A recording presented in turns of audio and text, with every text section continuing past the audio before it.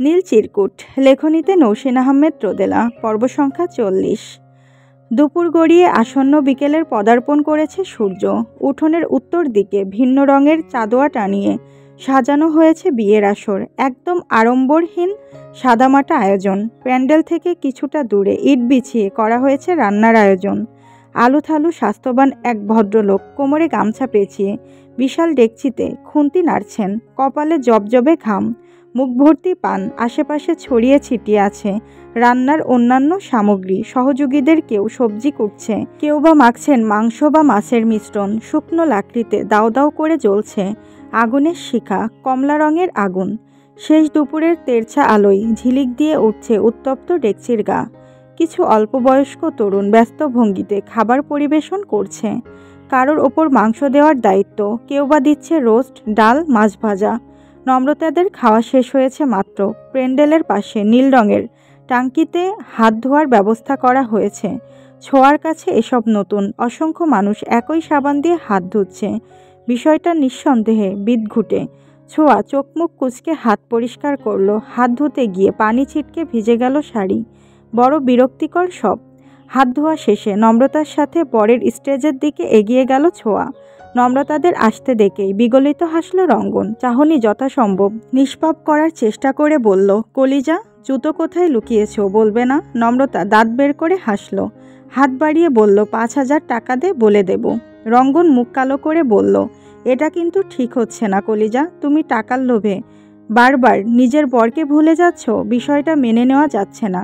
গেটেও জেদ ধরে 5,000 টাকা উসুল করে নিয়েছ। এসব তো ঠিক না বউ। রঙ্গনের কথায় হেসে ফেলল পূজা। নম্রতা কোমরে হাত দিয়ে ভুরু উঁচিয়ে তাকালো। রাগ তোর কলিজা, আগে টাকা দে। টাকা ছাড়া বউ বউ করবি তো খবর আছে। Direct divorce. রঙ্গন অত্যন্ত দুঃখী কণ্ঠে বলল, আমাদের এত এত ভালোবাসাকে তুমি এই সামান্য টাকার কাছে বলি দিতে পারলে বউ?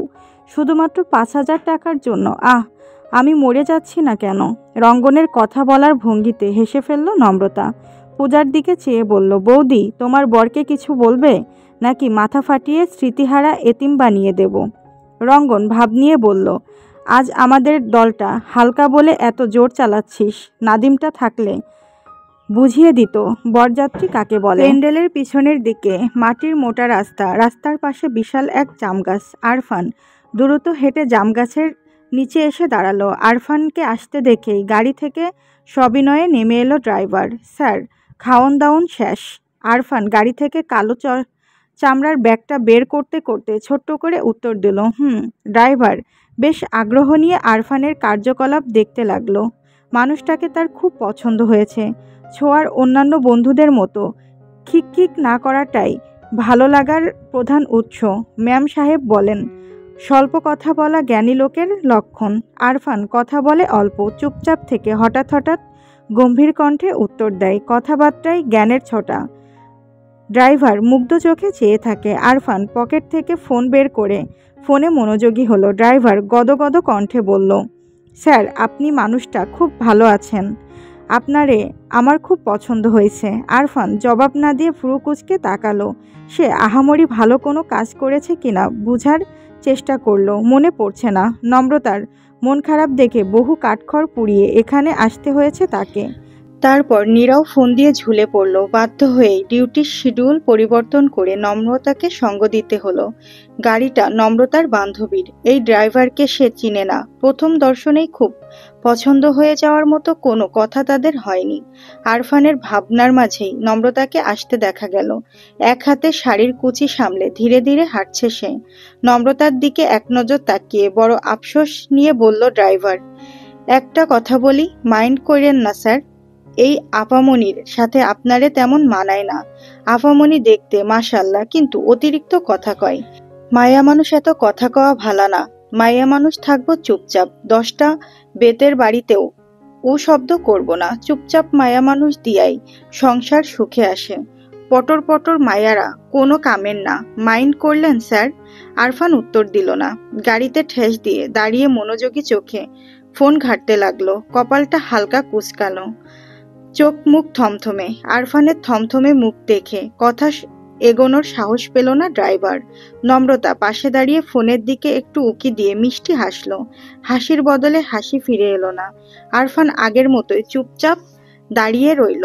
নম্রতার দিকে ফিরেও তাকালো না। আরফানের থমথমে মুখ খেয়াল করে কিছুটা অপ্রস্তুত হলো নম্রতা। দ্বিধা নিয়ে বলল, আপনি ঠিক আছেন ডক্টর? আরফান তাকালো না, ছোট্ট করে বলল, হুম। নম্রতা সাবধানে বলল, আপনাকে আপসেট দেখাচ্ছে নিষ্প্রভ, কিছু হয়েছে? আরফান গাড়ির দরজা খুলে নিজের স্যুটটা তুলে নিল। প্রচন্ড শব্দে দরজাটা বন্ধ করে বলল, না। নম্রতা বুঝল আরফান রেগে আছে। তার রাগ প্রকাশের ধরন সে ধরতে পারছে। নম্রতা অসহায় কণ্ঠে বলল, আমার দিকে তাকিয়ে কথা বলুন। আরফান তাকালো না। এক হাতে কালো চামড়ার ব্যাগ, অন্য হাতে ভাঁজ করা স্যুট নিয়ে মেরুদণ্ড সোজা করে দাঁড়ালো। নম্রতাকে সম্পূর্ণ উপেক্ষা করে অন্যদিকে মনোযোগী হওয়ার চেষ্টা করলো। রেগে আছেন কেন? আরফান তাকালো। অদ্ভুত ঠান্ডা তার দৃষ্টি। শীতল কণ্ঠে বলল, আপনার বন্ধু আপনাকে ওভাবে সম্বোধন কেন করলো? নম্রতা ব্যাপারটা ঠিক ক্যাচ করতে পারল না। পুরো ব্যাপারটা বুঝতে খানিক সময় লেগে গেল। ভ্রু কুঁচকে চিন্তা করলো। পর মুহূর্তে হেসে বলল, ও রঙ্গনের কথা বলছেন? ও অমনি ভীষণ কিউট না? ওর সব কিছুই কিউট। বাই এনি চান্স রঙ্গন যদি মুসলিম হতো এবং আমার বন্ধু না হতো, তাহলে আমি ড্যাম শিওর আমি ওর ওপর ক্রাস্ট হতাম, প্রেমে পড়তাম, বিয়েও করে ফেলতাম। আরফান শীতল কণ্ঠে বলল, গুড। নম্রতা আর চোখে আরফানের দিকে তাকালো। আরফানের থমথমে মুখ আরো বেশি থমথমে দেখাচ্ছে এবার। শ্যামবর্ণ মুখটিতে রক্তিম আভা। আরফান নিজের ব্যাগ আর স্যুটটা নিয়ে রাস্তা ধরে হাঁটা দিল। নম্রতা বোকার মতো কিছুক্ষণ তাকিয়ে থেকে আরফানের পিছু ছুটল। বিস্ময় নিয়ে বলল, কোথায় যাচ্ছেন? আরফানের ছোট্ট উত্তর, ঢাকায়। নম্রতা আরফানের ডান বাহু চেপে ধরে বলল, আপনি আমায় অ্যাভয়েড করছেন? আরফান দাঁড়ালো, ছোট্ট একটা নিঃশ্বাস ফেলে সাবলীল কণ্ঠে বলল, হ্যাঁ। নম্রতা খানিক অবাক হয়ে বলল, কেন? আচ্ছা, আপনি কি জেলাস? আরফান উত্তর দিল না। হাঁটার গতি কি খানিকটা বেড়ে গেল? হয়তো। নম্রতা আরফানের সাথে পেরে উঠতে না পেরে বলল, আমরা শুধুই মজা করছিলাম। We are just friend Nishprabh. আপনি অযথাই রাগ করছেন। আরফান দাঁড়ালো, চোয়াল শক্ত করে বলল, then why he care you so much? আমি খেয়াল করেছি, লঞ্চেও আপনাকে কোলে নিয়েছিল। কেন নেবে? শেষের কথাটাতে যেন একরাশ অভিযোগ ছুড়ে দিল আরফান। ভারী বাচ্চামো প্রশ্ন, কেন নিবে? নম্রতার হঠাৎ হাসি পেয়ে গেল। আরফানের রাগ দেখে বুকের ভেতর অদ্ভুত এক প্রশান্তি খেলে গেল। চারপাশের বাতাসটাতে মনে হলো স্বর্গীয়। নম্রতা নরম কণ্ঠে বলল, আমি কোনো ফ্যাক্ট নই। আমার জায়গায় নীরাবা ছোঁয়াত হলেও রঙ্গন ঠিক একই কাজ করত। রঙ্গন সবসময়ই কেয়ারিং, কাছের মানুষগুলোকে আগলে রাখতেই পছন্দ করে ও। আরফানের গনগনে রাগ কমলো বলে মনে হলো না।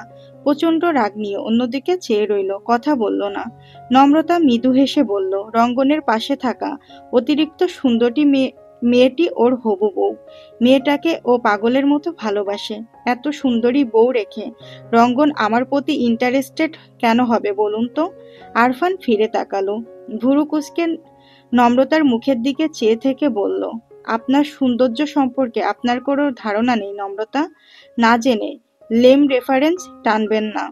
আরফানের কথাটা খুব স্নিগ্ধ শোনালো নম্রতার কানে।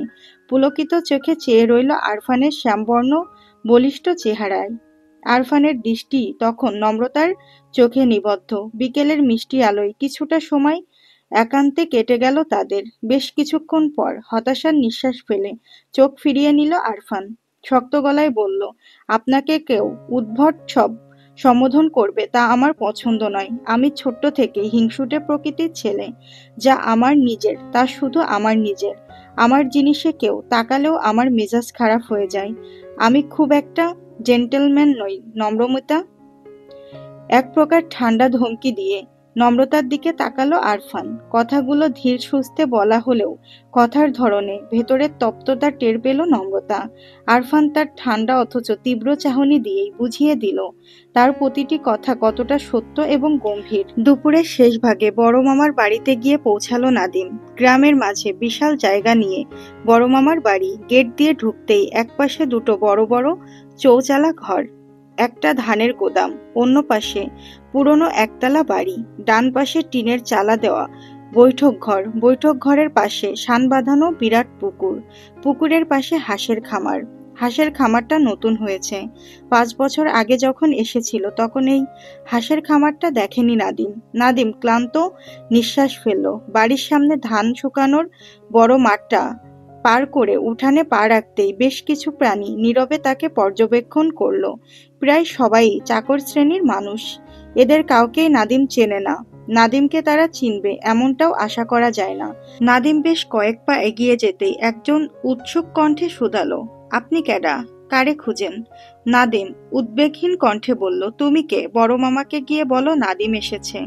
লোকটির চোখ সরু হলো। নাদিমের পরিচয় বুঝতে পেরে বলল, ভাইজান তো পরিষদে গেছে, আপনি বাড়ির ভিতরে চলেন।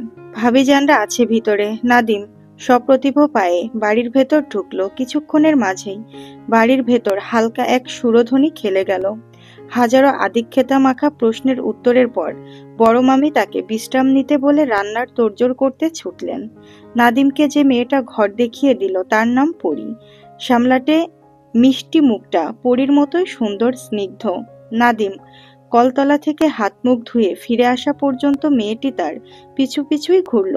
ঘরে ফিরে বিছানায় হাত পা ছড়িয়ে দিয়ে মেয়েটির দিকে তাকালো নাদিম। ভ্রু কুঁচকে বলল, তুই পড়ি না? বড় হয়ে গিয়েছিস অনেক। কোন ক্লাসে পড়িস? পড়ি উজ্জ্বল মুখে তাকালো। চঞ্চল পায়ে বিছানার কাছে এসে দাঁড়ালো। মুখ ভর্তি হাসি নিয়ে বলল, এইবার এসএসসি দেব নাদিম ভাইয়া। বাহ, ভালো। পড়ি উৎসুক কণ্ঠে বলল, তুমি এতদিন আসোনি কেন নাদিম ভাই? আব্বা তোমার কথা রোজ বলতো, আমিও বলতাম। নাদিম হাসলো। ঠোঁটের কোণে হাসি ঝুলিয়ে বলল, কি বলতি? আমি যখন এই বাড়িতে শেষবার আসি তখন তো তুই বেশ ছোট ছিলি, আমায় তো মনে থাকার কথা নয়। পড়ি অবাক হয়ে বলল, যাও, তোমাকে মনে থাকবে না কেন? তুমি তখন কি সুন্দর দেখতে ছিলে, একদম সাদা রঙের, পরিদের ছেলের মতো। খুব মনে আছে আমার। নাদিম শব্দ করে হাসলো। পরিদের ছেলের মতো? তুই পরিদের ছেলে দেখেছিস? পরি অধৈর্য হয়ে বলল, উফ, না দেখলেই বা কি? আমার নাম পরি না? আমি সব জানি। পরীর ছেলেরা খুব সুন্দর হয়। তখন তোমাকেও ঠিক পরীর ছেলেদের মতোই লাগতো। তখন লাগতো, এখন লাগে না? এখন তো তোমায় তার থেকেও বেশি সুন্দর লাগে। আগে ছেলের মতো লাগতো, এখন বরের মতো লাগে, পরীদের বরের মতো। কথাটা বলে লাজুক হাসলো পরি। নাদিম কয়েক সেকেন্ড চুপ থেকে চেয়ে রইল পরীর চোখে মুখে। কিছু একটা বোঝার চেষ্টা করলো। তারপর ছোট্ট একটা নিঃশ্বাস ফেলে চোখ বন্ধ করলো। মনের ভেতর থেকে সুপ্ত মানব খ্যাক খ্যাক করে হেসে উঠে বলল, মুরগি নিজেই এসেছে শিয়ালের কাছে বাগী হতে। বড় মামাকে জব্দ করার চরম সুযোগ। নাদিম নিজের মনে হেসে বলল, তুমি সবসময় আমায় ডিস্ট্র্যাক্ট করার চেষ্টা করো। বড় মামাকে জব্দ করা নিয়ে আমার কোনো মাথা ব্যথা নেই। আরে ব্যাস, এখন আমার দোষ? মেয়েটাই তো পটে গেল বলেই তো বললাম। ভোলা চেহারা দেখে পটে গেলে আমার কি দোষ? দূর হও, আমি ঘুমাবো। সুপ্ত মানব মনের এক কোণায় বসে কৌতুক মাখা হাসি হাসতে লাগলো। বিষয়টাতে তার খুব আনন্দ লাগছে। আনন্দ লাগছে নাদিমেরও, পৈশাচিক আনন্দ।